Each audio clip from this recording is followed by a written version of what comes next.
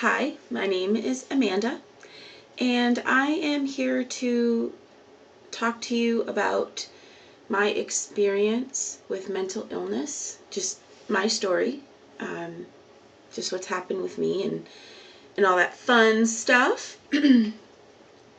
So, some of you may recognize me. I have a channel on YouTube under Mood Disordered Mind. And so you may have seen my videos before, maybe you haven't. And I talk about mental illness. I have been diagnosed with bipolar 1 disorder, borderline personality disorder, panic disorder, and post-traumatic stress disorder. And the one that really, at this point in my life, the one that I deal with the most is bipolar. So I'm going to talk about that and how that affects me now. A little bit of how it was before and just really right now, like just how it is. So as far back as I can remember, I have had symptoms of bipolar. I didn't realize that it had a name or that there was even anything to be concerned about. All I know is that there were many, many nights, where I couldn't sleep. I wasn't tired. I just wanted to do stuff. And I was a child, so, and when I say child, I mean like, I'm trying to say like 6, like as far back as 6, I can remember. No, even farther back than that. I do remember like being told I gotta go to bed. I wasn't tired, but I'd lay down. Eventually everyone would go to sleep. I might sleep a couple hours, or I wouldn't sleep at all and everyone would go to bed. I'd wait like 2 hours after everyone went to bed and I knew all the lights were off, and then I'd get up and poke around the house and stuff like that. So as far back as at least 6, probably before that, probably like 5 or 4, I do remember not being able to sleep and having energy. In terms of it actually being what it is today, that evolved over time. I don't think it's something that just suddenly happens, oh bam, you've got bipolar disorder. I don't think it happens that way, at least not with me. I feel that over the years, through personal experience, through environmental factors, through traumatic events and things like that, led me in a direction where the disorder developed fully. So I think it's hard to really say during your teenage years, like between the, when you first, that's a long stretch of time, and puberty doesn't end the moment you turn 18. You are still continuing to develop, and your body chemistry is changing until you're at least 25 years old, give or take a couple years, depending on your own body's chemistry and physiological makeup. So it's really hard to kind of tell the difference between racing hormones and, feeling hypomanic and sort of like sexual and stuff like that. It's really, at least for me, it was hard to tell. I really had no idea. I definitely knew that I had depression. Definitely. Everyone could tell when I was depressed. And it was really bad. I ended up trying to commit suicide 3 times. Thankfully, I was not successful, because I wouldn't be here today telling you this story.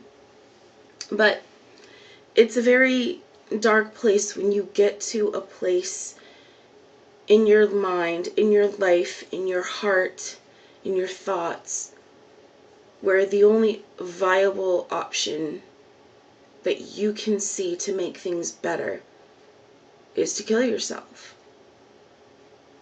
I hope I never go there again. It's a very deep, dark, dangerous place. It's very scary.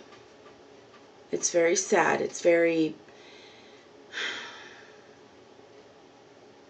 It's not a place that if you've never been there, you don't want to go. You really don't.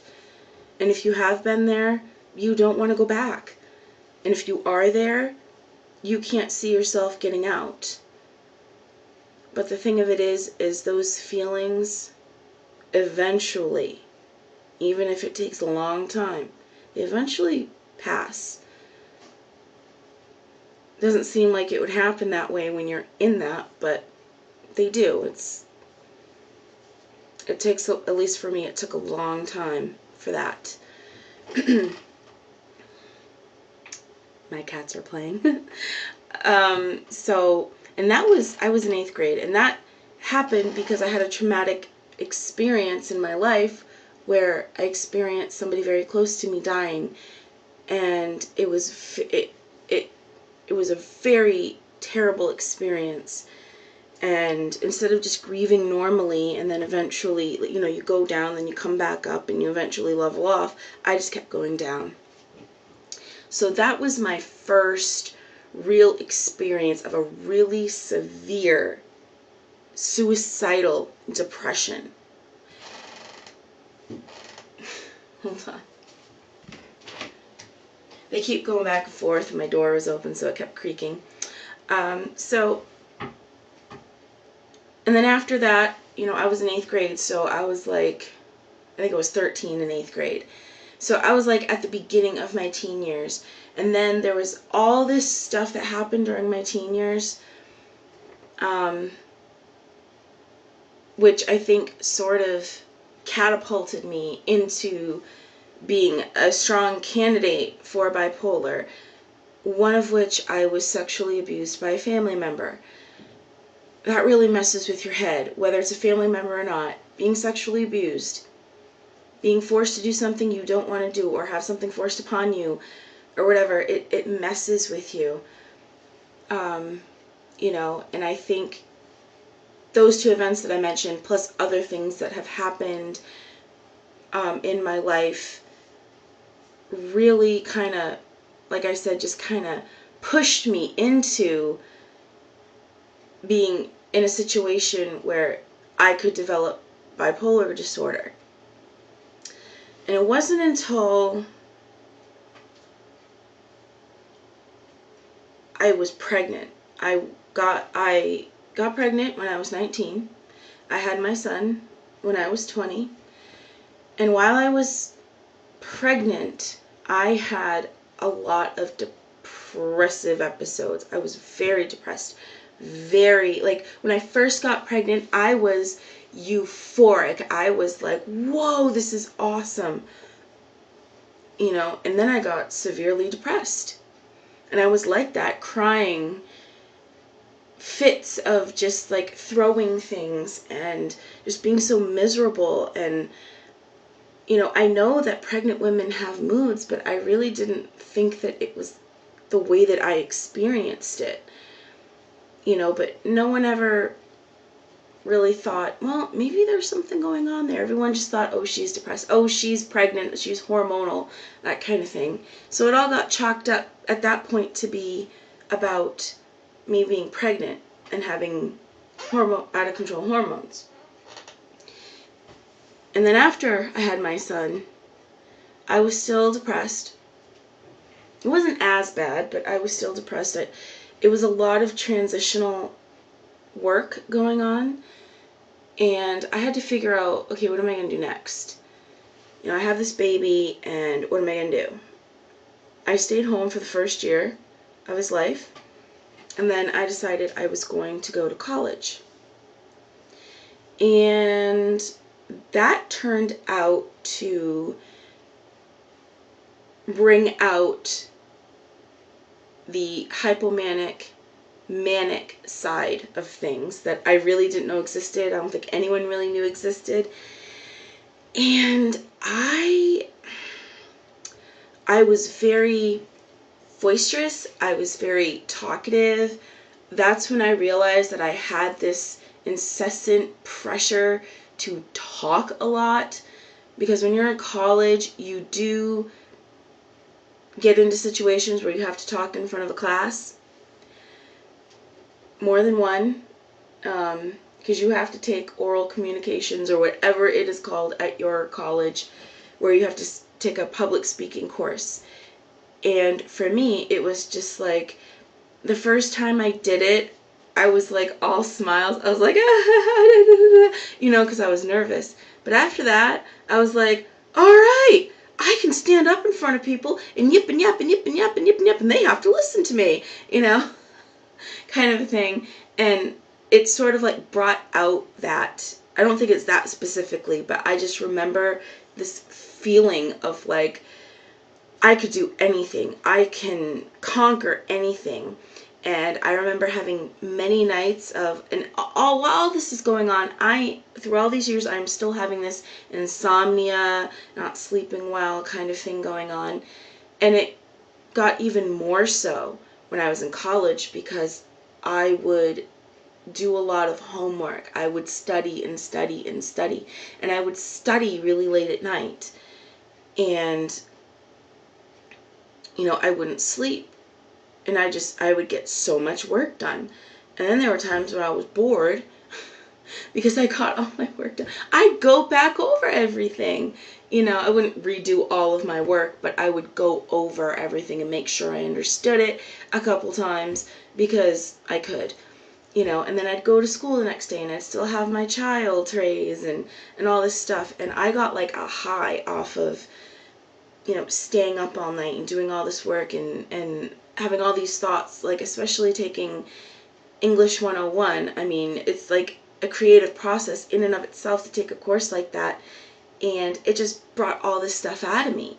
And I think that is when I look back now, I recognize that I was having like hypomanic episodes. I wasn't sleeping. I had increased energy. I had racing thoughts. That is when I started to have hallucinations, but I didn't really think anything of it.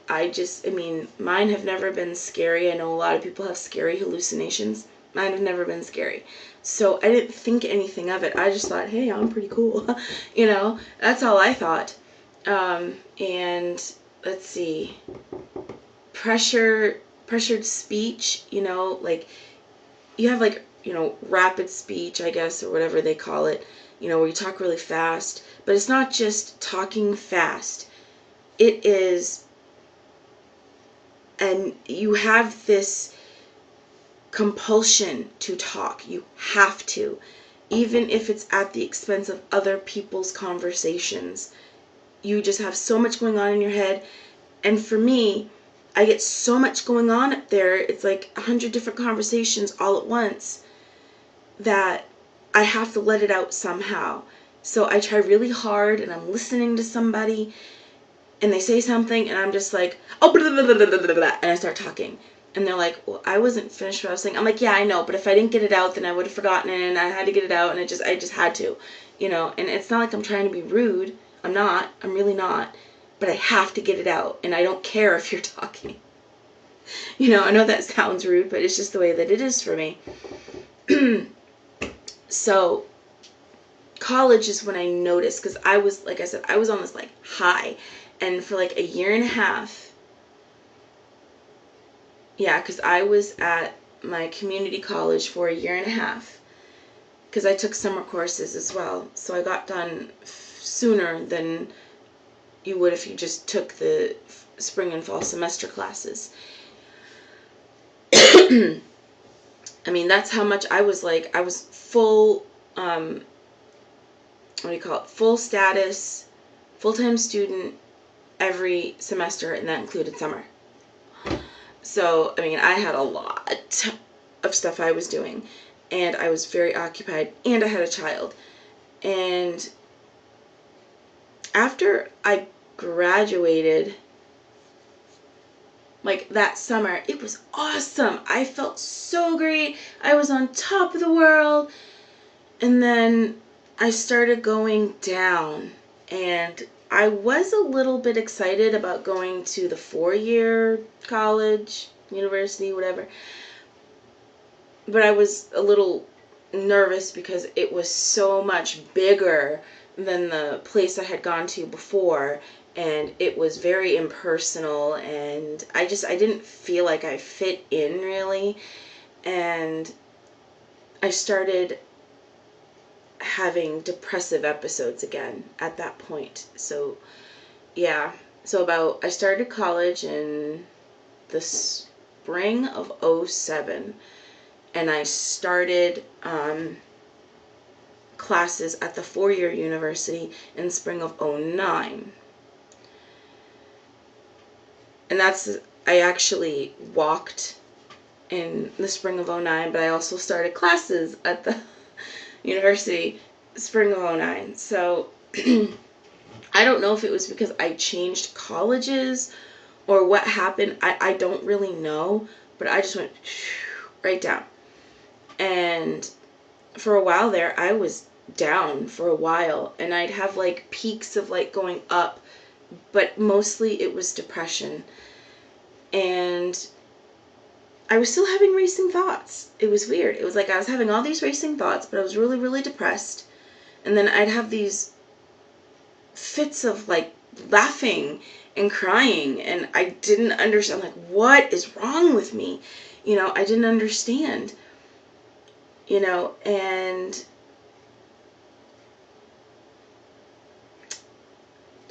I'm trying to think here. I don't necessarily keep track of time. Hold on.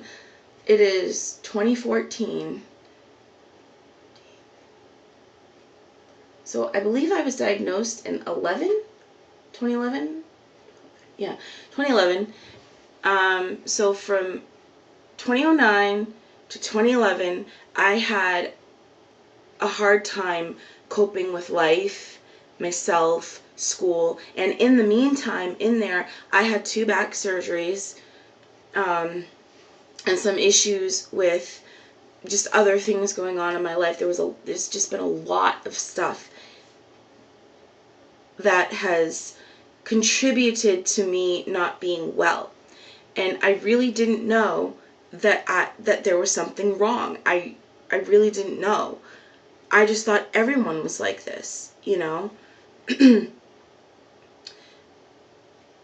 And after I had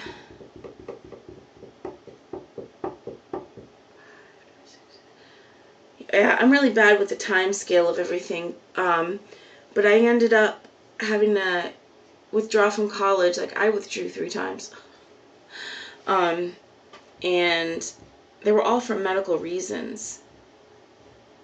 One was for my son, and the other 2 were because I needed back surgery. And that really took a toll on my depression, because I was in a lot of pain, and I was very depressed. And I don't know how I didn't get to a point where I was earlier in my life. Probably because I don't ever want to go back there. But I was very severely depressed. I was crying all the time. I mean, rightly so. I was in agonizing pain. And then I had the surgeries. Well, I had the first surgery, and then I had to have a second surgery in the same spot for the same reason. And after that, yeah, because it's been a little over a year since I've had my last surgery. And since I've had the surgery, I had a hard time. I had lots of depression and everything like that. And by this time, I was diagnosed with bipolar. And there are times when I still, like, when I'm in a good place, I'm not up, I'm not down, I'm just going along through life, where I feel like I don't have bipolar. It really feels like, well, maybe that was just all in my head. Maybe I was just imagining the whole thing. But I'm not, because eventually I start to have symptoms. Like last year, about this time, it was more like in February, there was a lot of stuff going on, and I got really, really depressed, really anxious, just really, I couldn't handle life. I stopped going to school. I stopped going to my support group. I stopped taking my meds. I stopped seeing my psychiatrist. I stopped going to counseling. I stopped everything. Cats keep coming in and out. I stopped everything. And I spent about 3 months in a debilitating depression. Not to the point where I wanted to kill myself, but it was getting pretty close to that. So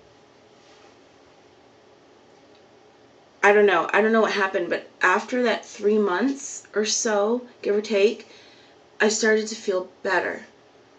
And I wasn't on meds at this time. I was still without meds. And I started to feel better. And you could see that in my videos. I went from like not making really a lot and being depressed to making more videos and being in a better mood and everything. But I started to go up. And I started to get into a manic phase again. And I was acting really impulsively. I was just doing stuff that I wouldn't normally do. Excuse me. And it was weird. I realized I could recognize that something wasn't right. I was just feeling really out of control. Like, it felt good, but then it started to feel, it didn't feel good after a while. It just felt like chaos. And that's when I sought out help again. And this took the course of like May, June, July, August, like 4 months, a 4-month period of time where I was like way down here, and then I went up like this. And like I said, that's when I decided to get help.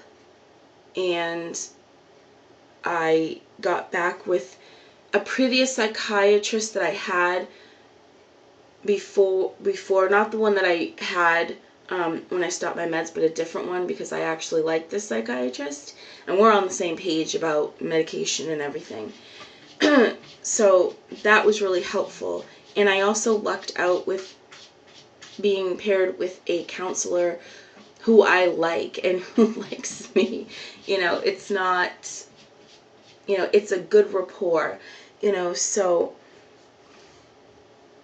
for me to be in treatment right now on my own, I wasn't forced to go. I wasn't told I needed to go. I sought it out myself. I think I'm in a better place to receive counseling and learn and all that stuff. I'm making a video. Okay. Yeah, animals don't care. So, yeah. And within all that time of being diagnosed and everything, I went to a partial program, which is a step before hospitalization. So you're not in a hospital, but you're in like a hospital type setting. I don't know. It's not even in a hospital, so it's just you go for like 2-3 weeks to this program that you have to go to every day from like 8 to 2:30 every day, and you have every hour is something different, but you're working on DBT skills, which is dialectical behavioral therapy, which is great for like borderline personality disorder. Actually, it's pretty great for any mental illness, because it kind of takes you out of what you're in and you kind of look at it from a different point of view. But I was in there, and that's where I got diagnosed, and I wasn't on the right meds, I don't think. I was on like 6 different meds at that time, and that's just way too much. I was on 3 mood stabilizers. Who needs 3 mood stabilizers? Nobody does. I don't think people need that. I mean, maybe they do, but I don't think so. At least not for me. But yeah, I mean, it's been a real roller coaster ride. And of course, I didn't get into great detail about everything, but it's just like I said, from when I was a very young child, I noticed these symptoms. They progressed over time to where it is today, where I have all symptoms of bipolar. I have rapid cycling, mixed episodes, manic episodes, depressed episodes. I have delusions. I have hallucinations. racing thoughts, rapid speech, paranoia, like, I got it all, and now that I know what it is and that it has a name, it makes it a little easier to understand why I felt so different, why I still feel different than other people. It's not that there's anything necessarily wrong with me. I'm just a little different. I see the world a little differently. I perceive things differently. I react to things differently. So right now I am on medication. I am in counseling. I am seeing a counselor. I do go to my support group. And the rest I'm not dealing with right now because I need to get to a place mentally where I can take control of my life again. Whether it's going back to school, getting a job, whatever it is. I can't do anything. I know I can't. I'm not ready until I take care of myself. I don't know how long that's going to be. But I have a lot of issues that I need to work through. And a lot of that does deal with the other disorders that I did mention, post-traumatic stress, because I have had a lot of traumatic events happen to me. I named a couple. The panic disorder, which isn't so bad now. It used to be all the time, but I think that went along with the post-traumatic stress disorder because it's an anxiety disorder. So, I think it kind of goes hand in hand with that. And then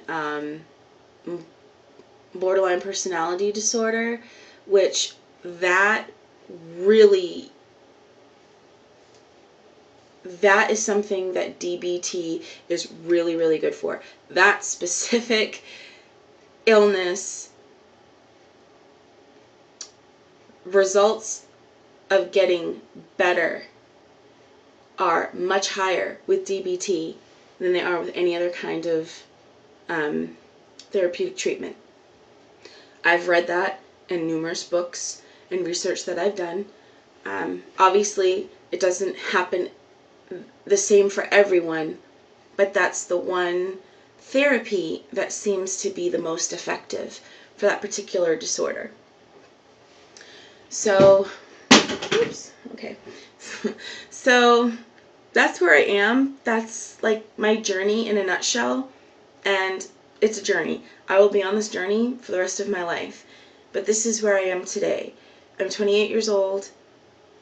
I am on medication. I'm in counseling. I'm seeing a psychiatrist, and I'm working on my issues, and I have a support group. So that's where I am. I hope that people see this and they realize that they're not alone, and that they can feel some sort of like comfort to know that there are other people out there who know what you're going through, who have been there, who are there, who will be there again, and that it's a journey. It's not something to be ashamed of. It's not something to fear necessarily. But I think having the right tools and taking the steps, even though that can be scary in and of itself, just doing what you can to help yourself, that's the best thing you can do. You might not feel good every single day, but who does? With or without a mental disorder. So just know that you're not alone, and there are so many of us out here that want to give you support and encouragement and just let you know that we're here to talk. So, I hope you check out YouTube and check out all the different people that are on there in the great mental health community that's there, and that you realize that you're stronger than you think you are. Alright, well, I'm going to go. It was great talking to you guys. I hope you got something out of this video. Take care of yourselves. Bye.